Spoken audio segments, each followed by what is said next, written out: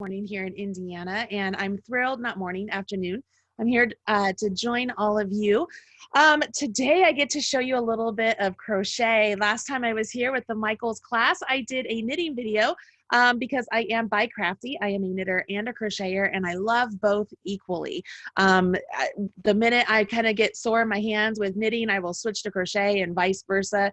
And I love them very much. But having said that, crochet holds a special place in my heart because it was the first thing that I learned. My grandmother taught me how to crochet when I turned 20 years old several years ago, and I was hooked, no pun intended. I loved every minute of it. So in this class today, I will walk you through how to make a simple ribbed crochet pillow. I don't know if you can see that all right, but this is going to use some pretty basic crochet stitches. However, I'm going to say that it would be great if you have a little bit understanding of how crochet works.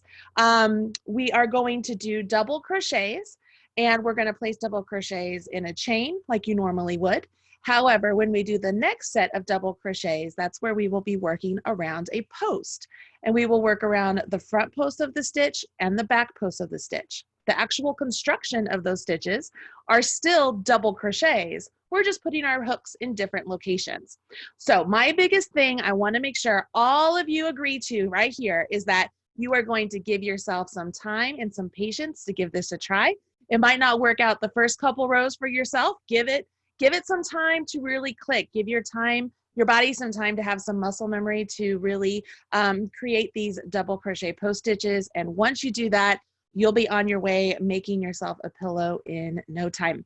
Okay, so that is the pattern. We're going to be using different size hooks today just because I'm going to be showing some swatches with some worsted weight yarn, but the pattern itself, it calls for some Bernat velvet stripes yarn, and it calls for a size K crochet hook.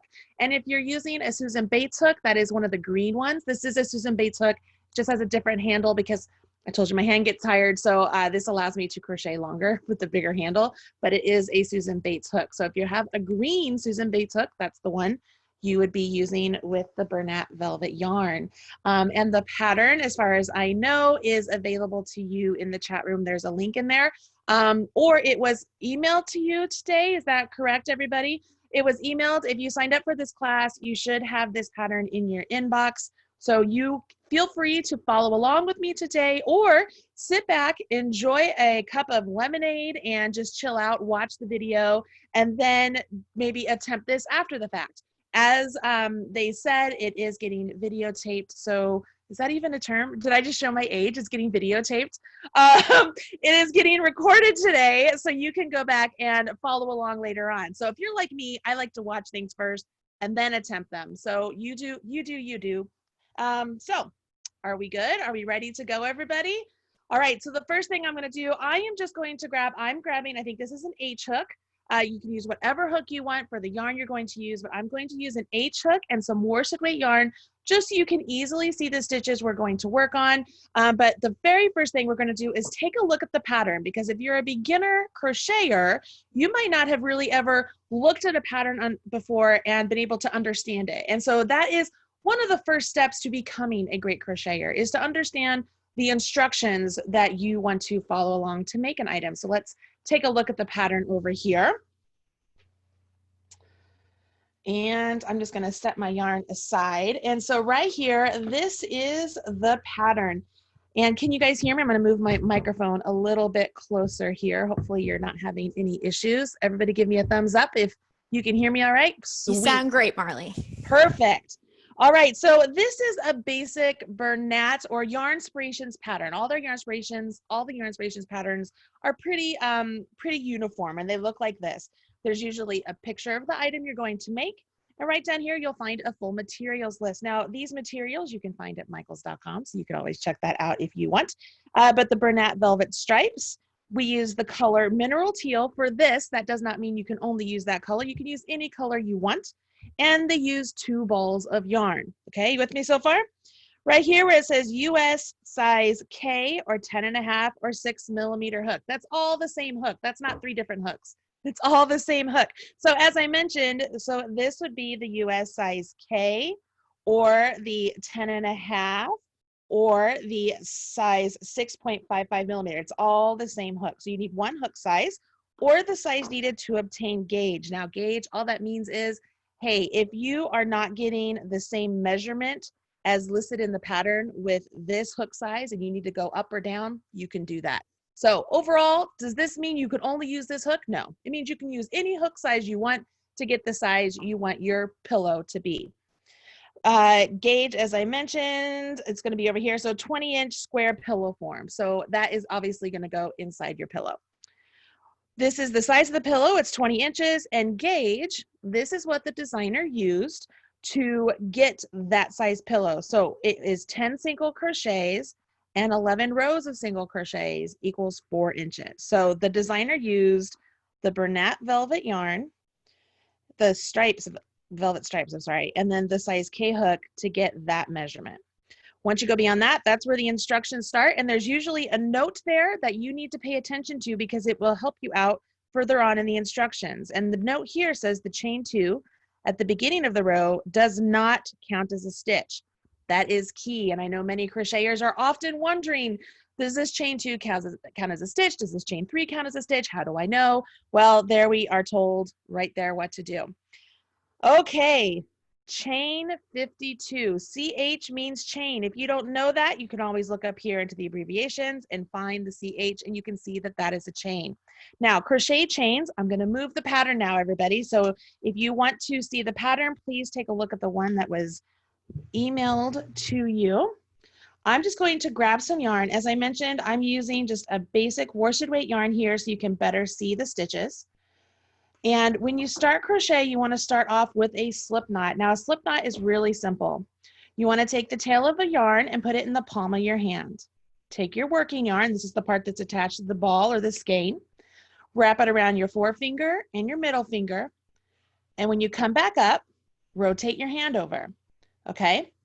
Now we're going to go underneath that front loop and grab the back. Did I do that right? I'm just going to do that again. I'm sorry. All of a sudden I'm talking and I'm not paying attention. You're here, you cross over. Now you turn. Underneath the front loop, grab the back loop, and you pull it off. I'm going to do that one more time. Tail is in the palm of your hand. Take the working yarn, wrap it around your forefinger and your middle finger. When you come back up, cross over. Now you rotate your hand over, go underneath that front loop, and grab that back loop, and then take your fingers out. As you pull the tail and the working yarn tight, you'll see that that slip knot tightens right up. Can you see that? Now, this is not the only way you can make a slip knot. There are other people who show different methods. You do what works best for you, but I like that method the best.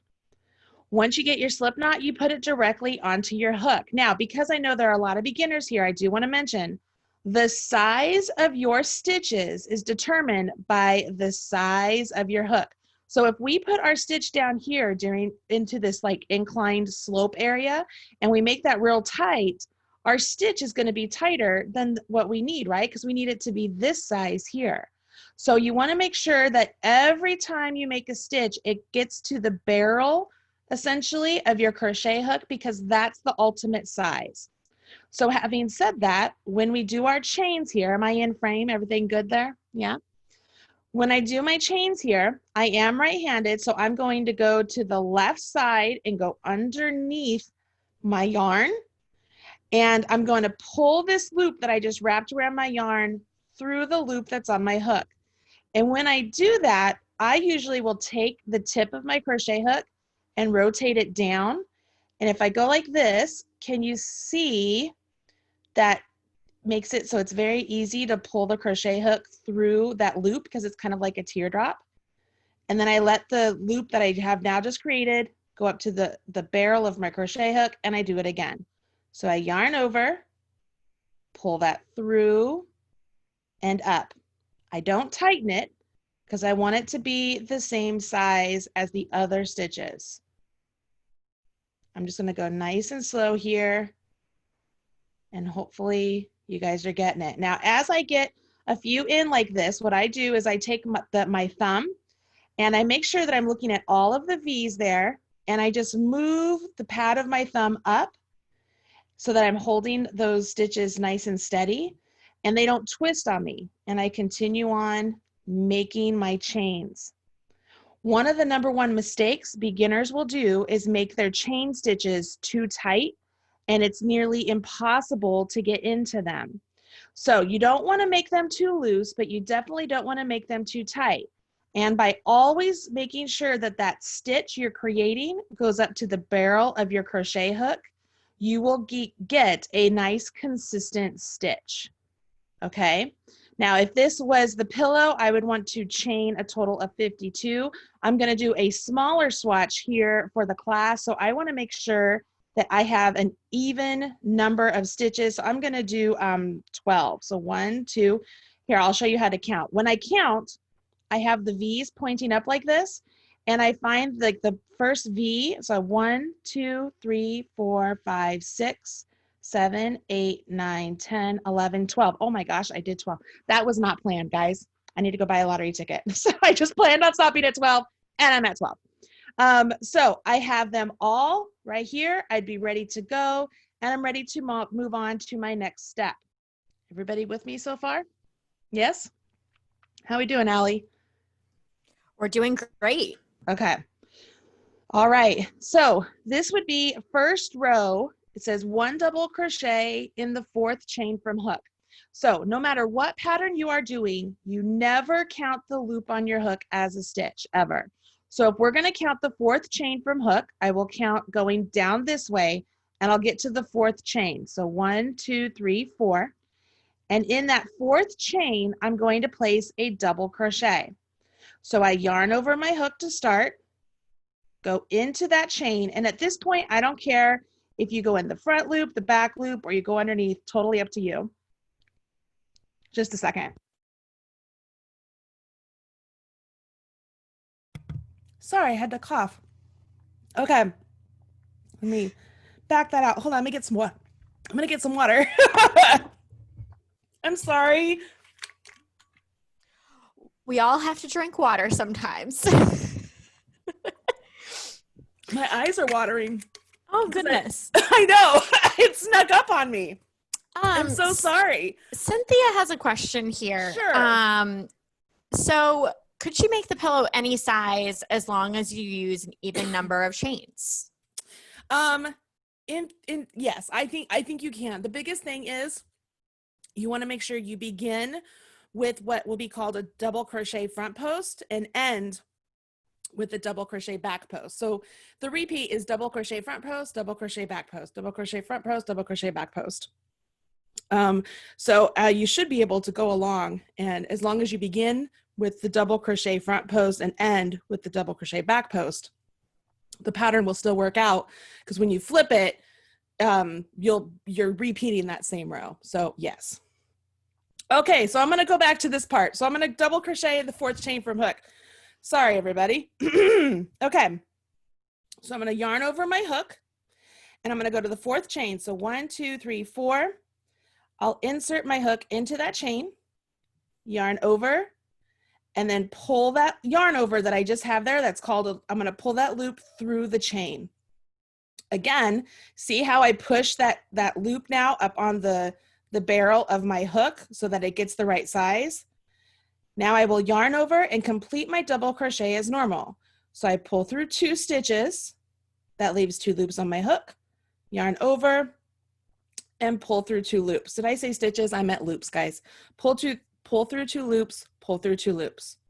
What I have here are 2 double crochets. So this chain 3 here that we skipped, because we skipped 3 and we went into the 4th, that counts as a double crochet, and this counts as a double crochet. So in the pattern where it says counts as 2 double crochets, that's what we have right there.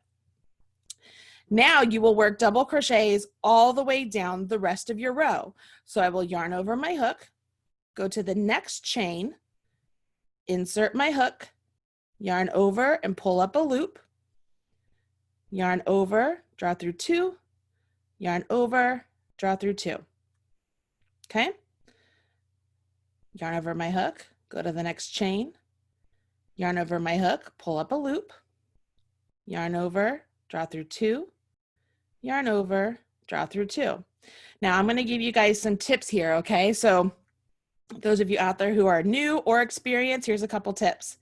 If you want to keep your double crochets really uniform, it's very important that when you do this pull up right here, don't make it up super tall like this, because the stitch itself, you want to start building it so that it becomes this ultimate height. You don't want the first one to start off there that high. Does that make sense? So it's almost like if you keep your hook at an angle and work the stitches off at an angle, your stitch is going to be uniform. The other thing is, you'll notice I often will hold the base of the stitch so that the stitches don't overextend. So as I pull up that loop, I yarn over and I pull through those two, and you'll notice what I will do now is I adjust where I'm gripping, and I will hold that part there of the stitch that I just created so it doesn't move or get any bigger. So now these stitches, they aren't moving, they aren't going to get bigger and overstretched. So I'm able to yarn over and go through again. And see how uniform all of my stitches look? Okay. And really that's quote unquote the correct way to crochet. Can you crochet any other way? Absolutely. But if you're going to do any sort of like, if somebody's testing you on it, that's what you're supposed to keep things really nice and uniform like that. But it doesn't really matter. This is just for enjoyment, right? So yarn over, pull up a loop. See how I'm at an angle? I yarn over, I grip my base so that I'm not overstretching my chain and I'm keeping some sort of a consistency, and I draw through two. I readjust, I yarn over, and I draw through two. The other thing is the loop on your hook as you're getting ready to create your double crochet. Don't let this loop on your hook that was already there overextend. Otherwise, you'll get a really big hole between one stitch and the next, okay? How we doing, Allie? We're doing good. Okay. So we had two questions come through.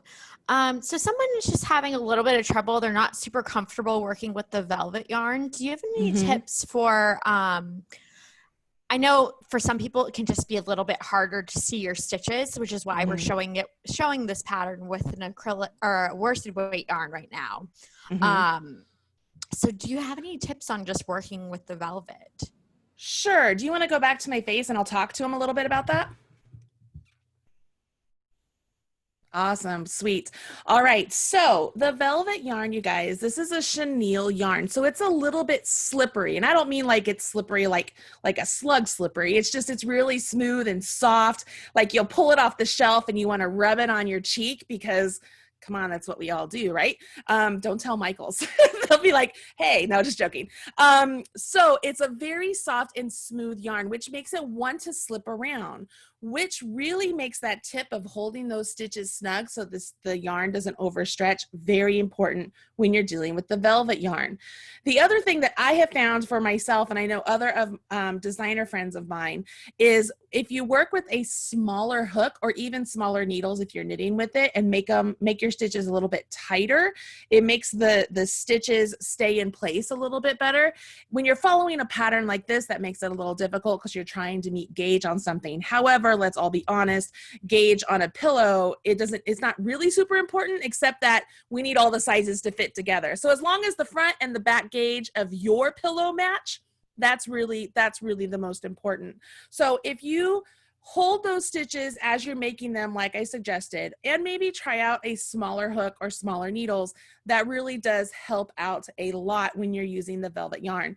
If you're not comfortable with the velvet yarn and you haven't done these type of stitches before, I highly recommend grabbing some worsted weight yarn out of your stash, go grabbing some from Michaels, and give this a try just like I'm doing. Just kind of work yourself up something, just a little something. You can make anything with what we're going to do today just to get used to the actual stitches.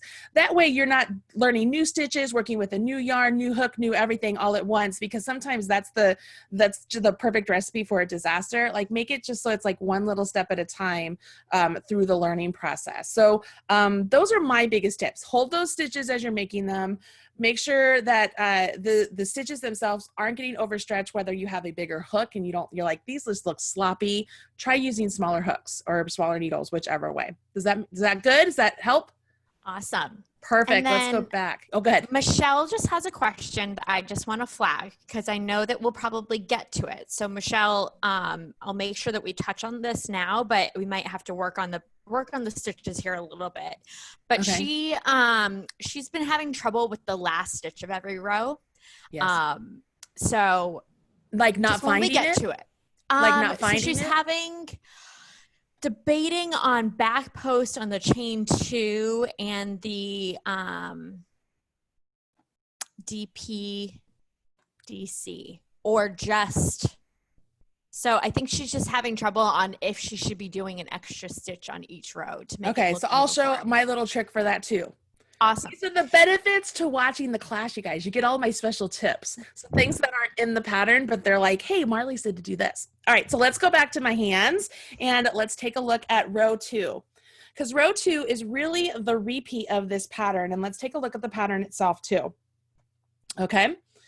All righty. So we have finished row 1 in essence, where we would have chained 52. And if we did a double crochet in the 4th chain from hook and all the way across, we would end with 50 double crochet. So we have our even number of stitches. It says proceed in pattern as follows. 2nd row, we will chain 2. And remember that chain 2 does not count as a stitch. So when we do that chain 2, we aren't going to count it as a stitch. Then it says we're going to double crochet front post, or some other patterns will write that as front post double crochet, around the first double crochet. So I think that's where Michelle is having an issue. She's probably struggling with this, and I get it. I'll help her out with that. Then you guys see that star right there? That star indicates that this is the repeat. That's where you're going to find that star when you get to the part of the pattern where it says repeat from star.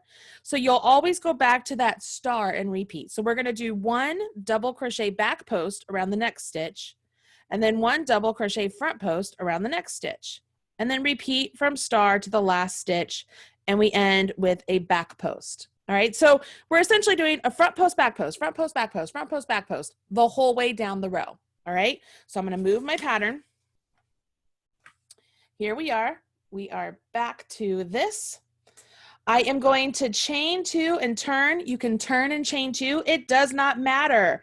I know that some of you are like, oh my gosh, I have wondered that my whole life. It doesn't matter, guys. It doesn't matter. All right, so this chain 2 does not count as a stitch. Our first stitch is going to be the front post double crochet, or the double crochet front post we complete here. So I yarn over my hook, and here's the trick. If this was a basic double crochet, we would be going into the top of our stitch right there, right? We would just be going to the top of our stitch. But we want to go around the post, and this is the post of the stitch. It's the body. It's the part that we created with that double crochet. And we're doing a front post, which means we start over here on the right side of this post.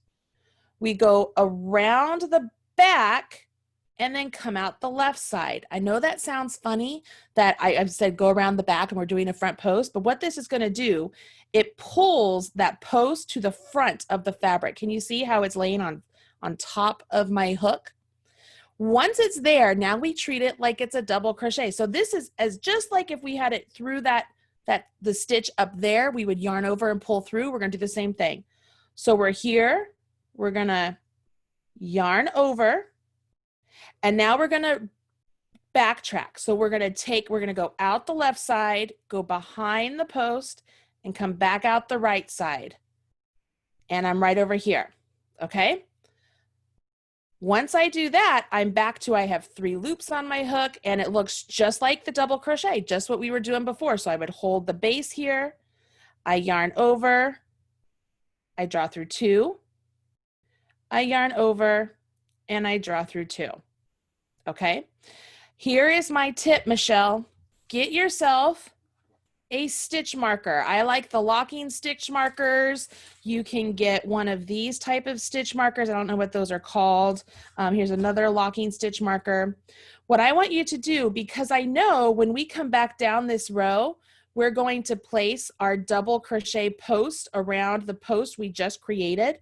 I am literally going to take this marker and just stick it around the post that I just created. And that'll let me know when I come back down my row and I finish the next row with my back post double crochet, I'll be putting it around that marker right there. Because I'm not counting this chain 2 as a stitch, I'm not going to mark that. Okay, I'm just marking that. You with me? All right, so that's the first one. Now we have to do this all the way down the row. So I yarn over my hook. We just did a front post. Now we're going to do a back post. Okay, you guys ready? Okay, for a back post, we bring our hook to the back. We come in through the right side. We're going to go over the front of that post, out the left side, and pull it back. See how now my post is pushed to the back? It's behind my hook if I'm looking through the front of the fabric. Can you see that? Now I yarn over my hook and I follow that path back.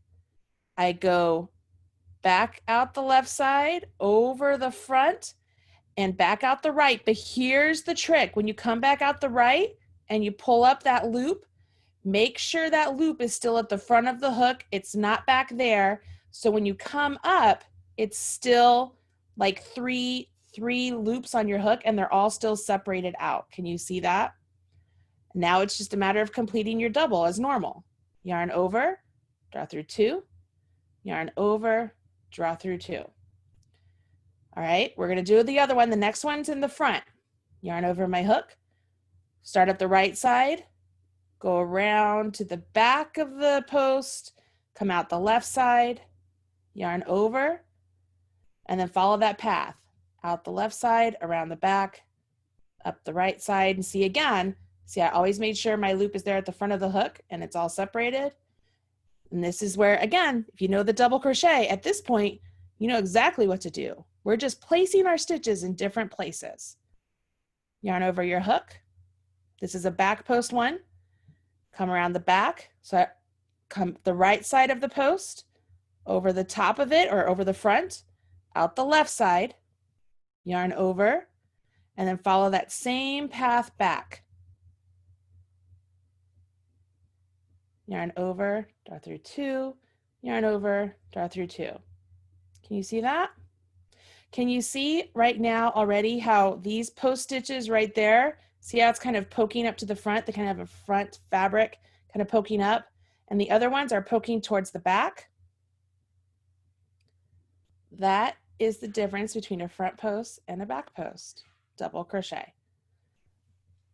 So if you can make a double crochet, you now have just added 2 whole new stitches to your crocheter's toolbox simply by placing those crochet stitches in a different place on your fabric.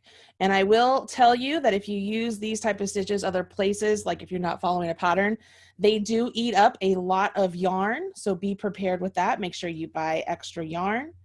But they are fun stitches. They are very unisex. They're great for guys, girls, boys, women, men, whatever you want to say, like everybody. It's just, they're not a very like frilly stitch. They just look really normal. Kind of fun, great texture. They're wonderful in dishcloths, any sort of accessory. They're awesome. When you get to the end of the row and we're right here to the chain 3 that we started with, we're supposed to end with the back post double crochet. So we know what to do. We yarn over our hook, come out the back, come out here to the left, you know, it's right, it'll be right there. Yarn over our hook, bring it back that same path, and then complete. Can you see how that works out? Is that showing up all right?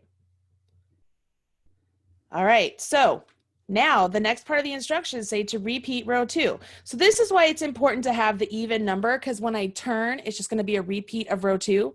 If you end up not having an even number and say you ended with a front post, that means when you turn, you would want to do the opposite. And I'm going to explain that more here in just a second.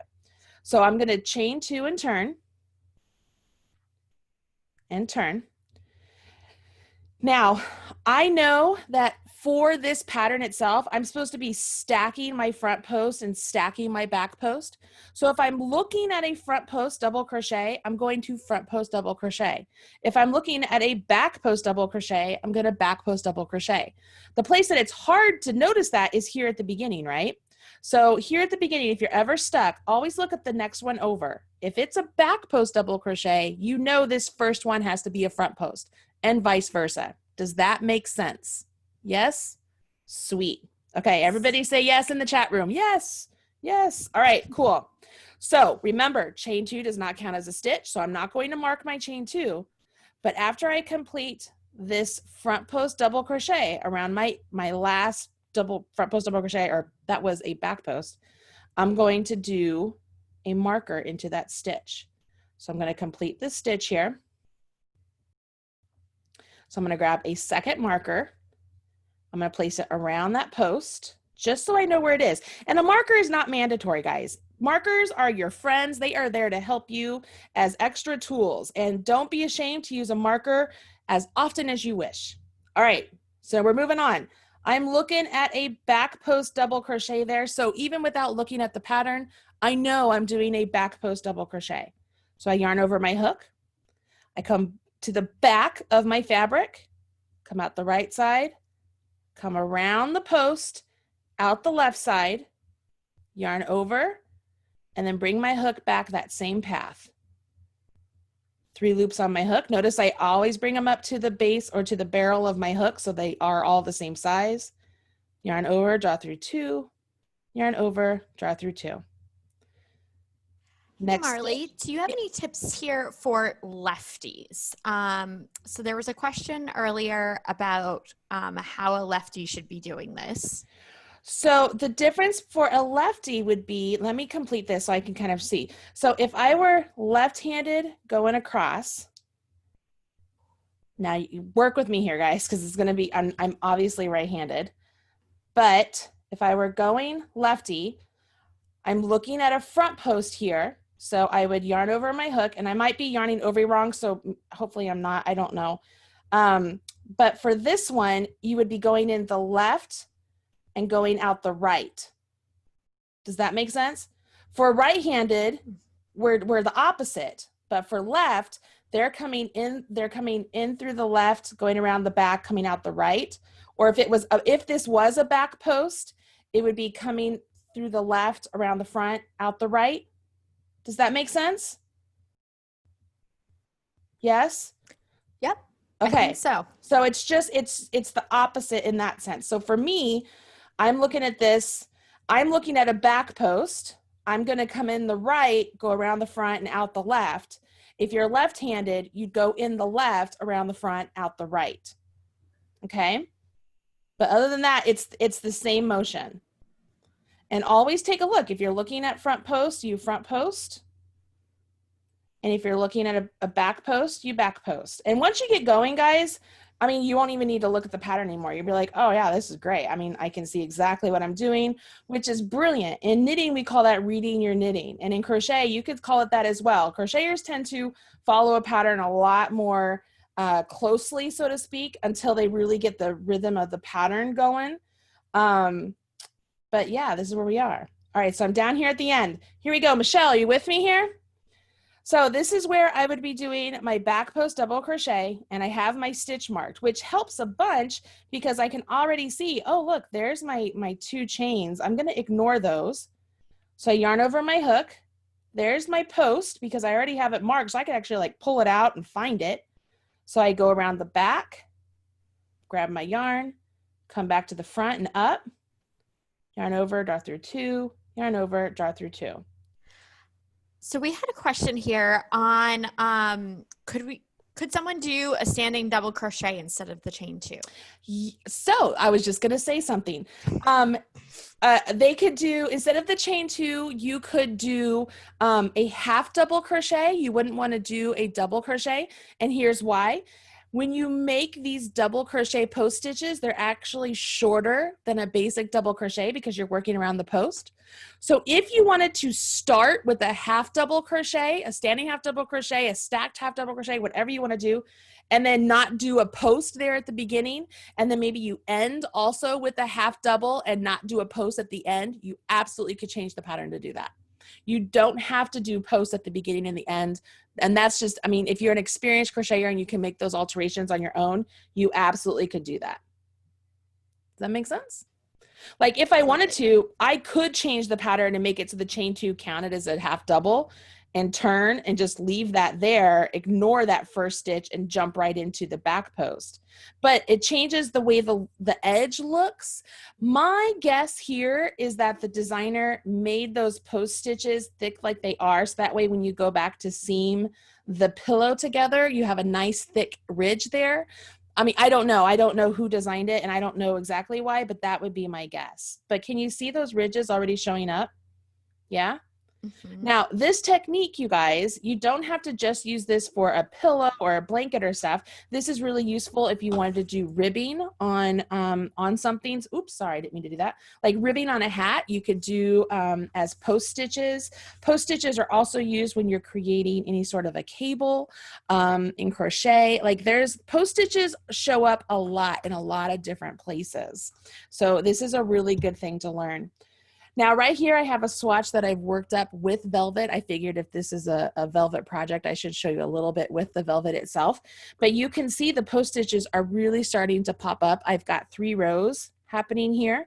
Right here, I didn't hold my stitches as tight as I should have. So see how the yarn is already getting a little bit thicker. I probably should have ripped out and redid that. So that's just kind of a little warning to you guys. Make sure you keep them nice and snug. But I'm at the end of my row here, so I can go ahead and just get started on this to show you how you would work with the velvet. So I chain 2. The hardest part with the velvet, I struggle seeing my chains. So when you're doing your initial chains down here, really pay attention to where you're putting your stitches to make sure you are getting into each chain across the row. Here at the start, I will start off with my front post, double crochet. Now for me, you saw I just went around the post and then I gave it a nice pull and I wiggled my hook to tighten up the yarn a little bit. That's just something that I do with the velvet, especially to really tighten those stitches up. And then I yarn over, and this is where it's very important for me to make sure that my stitches don't overextend or my loops don't overextend. Okay, I am not going to use a marker on this one. Yarn over. This is where I do the back. The cool thing about the velvet stripes is it looks like you've put all this work into it with color, but it's all in the yarn, you know. And as you're working with the stripes, I got to get some more yarn here. Sorry. And I'm pulling from the center. I don't know if anybody asked. You could pull from the outside or the center. I chose to pull from the center. I find it easier because then it doesn't become like tangled and messy. So we had a question here about where you've been putting the stitch marker. And I didn't want to speak for you, but I believe that you've been putting them in the body of your first post stitch. Yeah, so it's in the actual post. So if I was putting my marker here, I'd put it in the actual post. And I chose the post because we're not actually working into the top of the stitch. Like anybody who follows me on YouTube knows that I love stitch markers and I'm always putting them in like the top of the stitch, you know? But when you're working around posts of stitches, you want to make sure I have the post marked because that's where I'm going to be placing that next stitch. Awesome. All right. Okay, thanks. I'm going to move that out. All right, so here we go. I'm at a front post. Without even looking at my pattern, I know that because I can see those post stitches there, and I can create my front post double crochet. And when I pull it through, especially for this, I really give that a nice tug to make those stitches nice and tight. And voila. Yeah. So yeah, this looks a lot like ribbing. For knitters out there who are venturing into crochet, you could think of this as these are my knits and the back ones are my purls, sort of the same look, because as I do a front post on this side, if I flipped my fabric over, it looks like a back post on the opposite side, and that's exactly what knitting does. So as you get going, it becomes nice and fast, but use my trick here where you pull the yarn so it tightens up on your hook. And then really manage those stitches as you're working them off, or the loops as you're working them off, and make sure that they're not overextending. Cool? Look good so far? What do you think, Al? I think so. Okay, so if you keep going with this, if you keep going with this pattern, you work this until it measures 20 inches and then you fasten off. And you guys know how to fasten off. You cut your yarn, leave a nice long piece of tail so that you can really work that in, especially with the velvet. I typically don't add knots to my items, but when I'm working with velvet, I will add a knot in there to really get it nice and secure so it doesn't go away. So when this is done, you then are working with the back, and it's important that we talk about the back because you might be confused how those stitches are worked up. So if you guys are okay with that, I'm going to talk about the back so that way as you're making this pillow, you can do it. Okay, we can see here. So once you meet 20 inches, you fasten off and then you make the back. And the back is made up in 2 panels. And if I turn this, can you see the back here? It kind of looks like it's separated 2 panels there. And that's so that you can get your pillow form in there. All right. But in order to create that opening, you actually have to start off your back with a little piece of single crochet right here that you will work back and forth over 5 stitches. Pretty easy stuff, okay? So for the back, you're going to make 2 pieces that are alike, and you chain 6. We know how to chain. And then we do 1 single crochet in the second chain from hook. We also know how to do that. And then we single crochet in each chain to end. We have 5 single crochets. What we haven't talked about yet is the second row. You chain 1, and then working in the back loop only, you single crochet in each single crochet to the end and turn. So I want to show you how to do that. And we will do that, well, you will do that until it measures 20 inches slightly stretched. So if you have altered the size of your pillow, you want to do that until it's the size of your pillow, just slightly stretched wide. Okay? So here I am. I have 5 single crochets here. I have a worsted weight yarn, but this is what you would do. Chain 1 and turn, or turn and chain 1, it doesn't matter. And then in that first single crochet, where typically you would work underneath both loops, see how you have that V and you're working underneath both loops? I want you to just go through the back loop. And then you would yarn over, pull up a loop, and you'll notice that even when I do single crochets, I do the same thing where I hold the base of my stitch so it doesn't overstretch, and I pull through. Go through the back loop of the next one, yarn over, pull up, yarn over, draw through 2. And you would do this all the way down the row. And if you struggle knowing where that last stitch is of the row, you can always use a stitch marker. Who here knew I was going to say that? So if you wanted to add a stitch marker, this is how you would do it. You chain 1 and turn. After you complete that first single crochet, you grab your marker, slippery little sucker, and in that V right behind the loop on your hook, you would take your marker and put it through that V. Now, that is different than what we did on the pillow body. Why? Because this is where we put our hook, not around the post.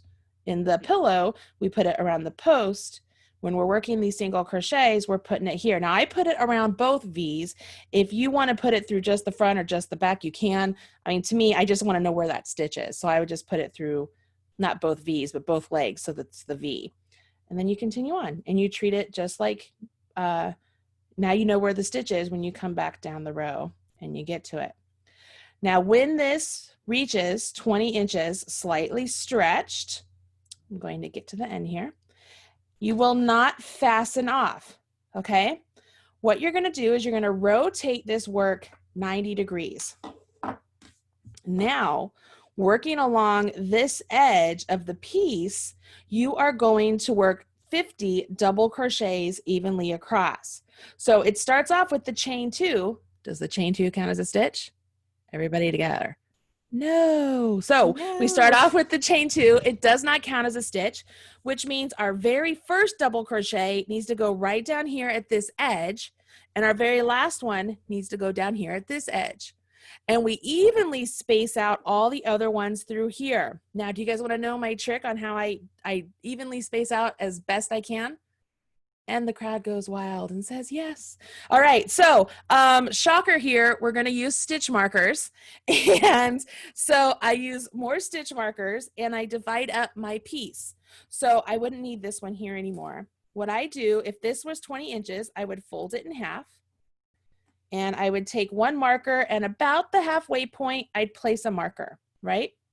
So now I have 50 double crochet I have to place on here, which means I have 25 to put over here and 25 to put over here.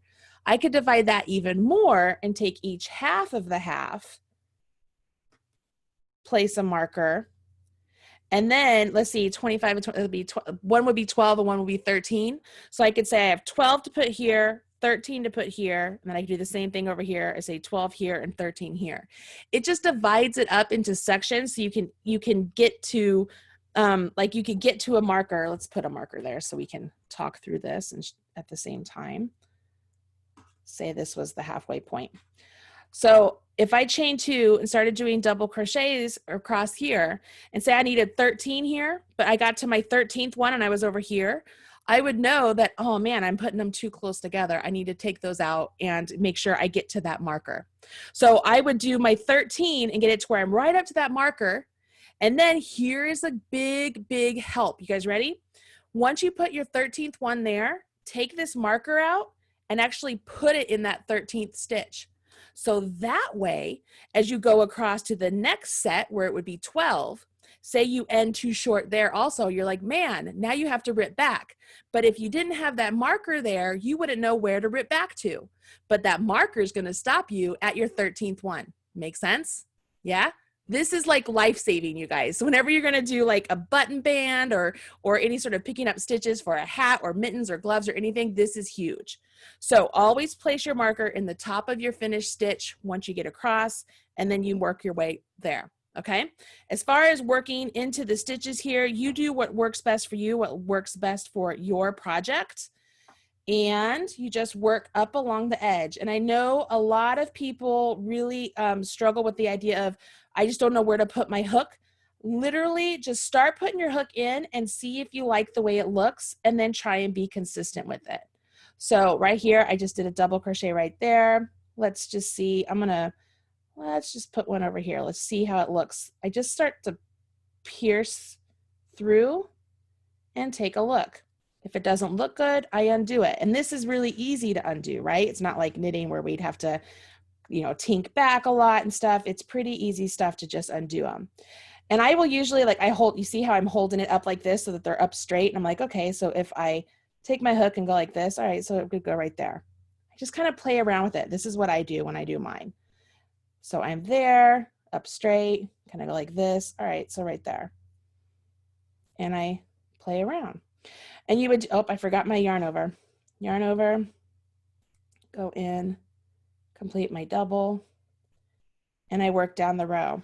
Once you get all of those double crochets completed, again, make sure the first one's there and the last one's there.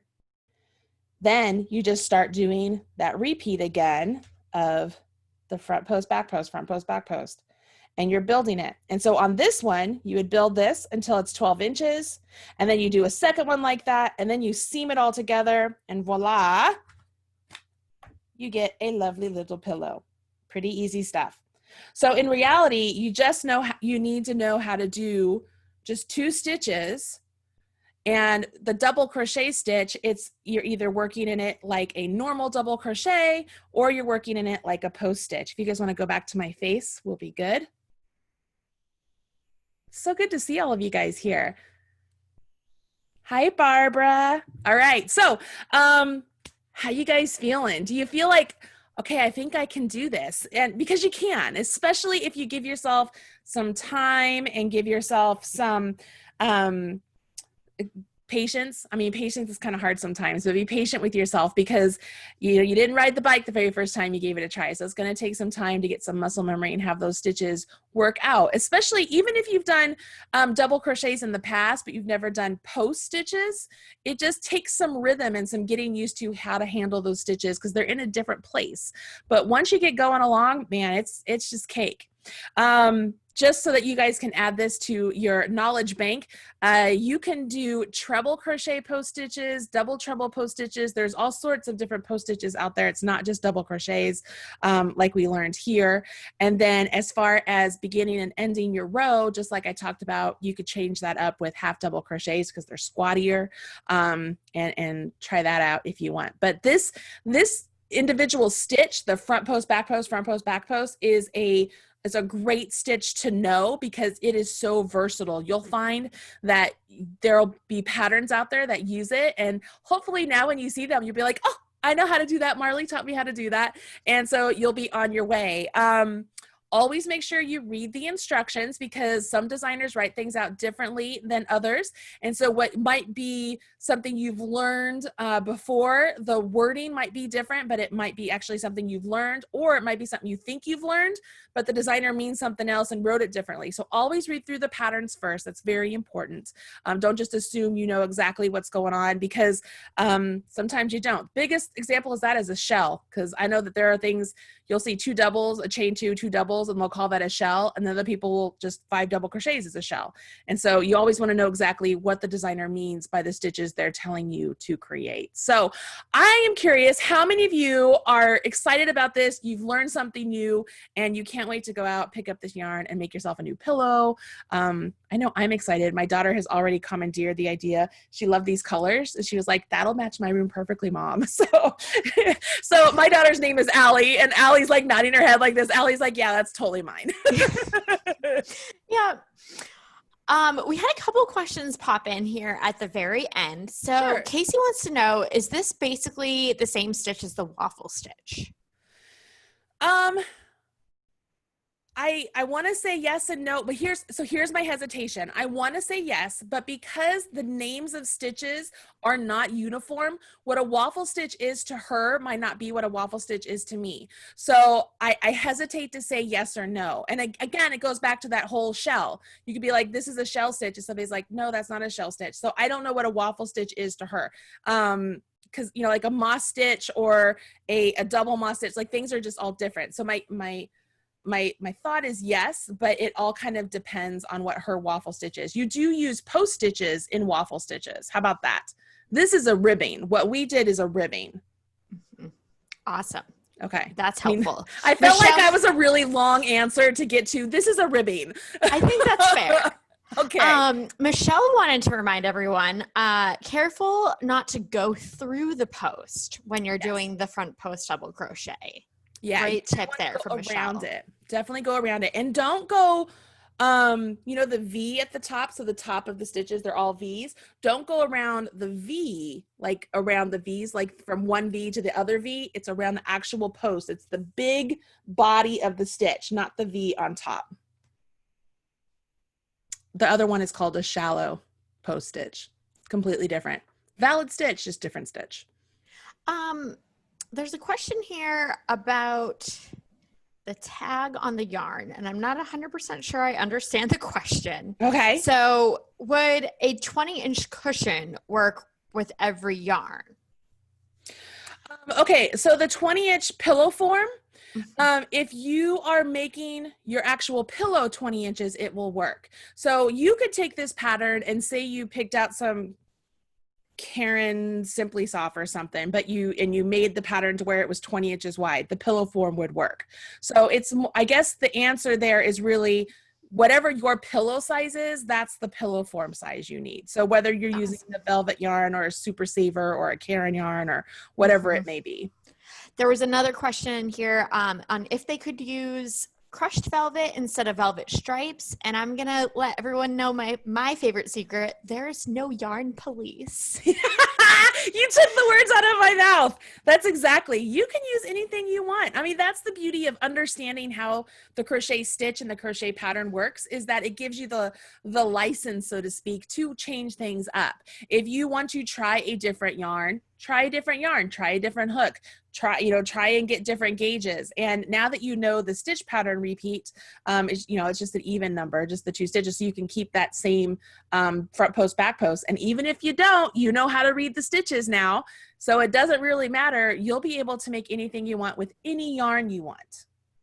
Awesome. Yeah. There was a question about finding the yarn in the center of the cake. Do you have any tips? No, I just dig my finger in there and pull it out. And it's actually so satisfying with this yarn because it's so soft. I'm just like, ooh, there it is. And I'll pull it out. I'm like, nope. And I just pull out a chunk and I'm like, all right. And so then I just work through it. So no, I got no tricks. No tricks up my sleeve for that one. Just play with it. So Holly asked if you're worried about the color changing in the middle of the row. Oh, no, I am not. Especially when you're working with a yarn that's a self-striping. I think it's just something that naturally just happens. You just kind of have to get used to it. Now, I understand that I have friends who are just like, I can't take that. I need my lines to be perfect. And that's fine. If you're that way, you can cut your yarn and rejoin at the end of the row to where the color is perfectly changing. Just know that will make you have more ends to weave in. And I cannot stress this enough. You want your ends to be nice and long. My friend Sarah from Repeat Crafter Me has used this yarn more than I have. And that was her biggest tip that she gave, was make sure you keep your ends really long and really weave them in all around, and then have that little knot in there like towards the edge to really keep it in place. Because the yarn is so slippery, it wants to wiggle out of place. So it's very important you keep those tails long. So those of you out there who really like to conserve on your yarn by having a nice short tail, you do not want to do that. Like overdo it, like even 12 inches, like really weave that puppy in. So for me, I mean, and I like weaving in tails, but for me, when I'm working with this, it doesn't matter where my ends start and ends as far as the stripes. I just let it go naturally, and I just let it be very, very fluid, very natural, very, what's the word I'm looking for? I don't know. I think fluid works. Fluid, yeah. Just let it do it. Let it do its thing. That's the beauty of the yarn. Awesome. Cool. Well, I don't see any other questions in here. Cool. It's because I'm such a great teacher. Nobody has any questions.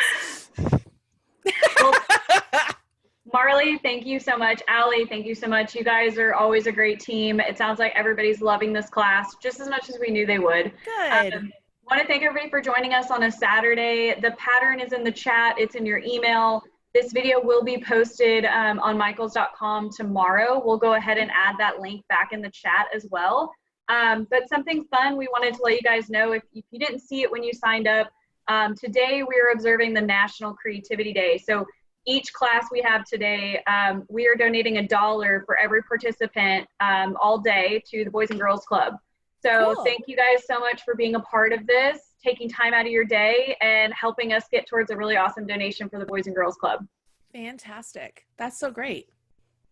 Awesome. Well, thank you guys. We'll let you enjoy your Saturday. Awesome. Thanks, everybody. Bye. Thanks, everyone. Bye.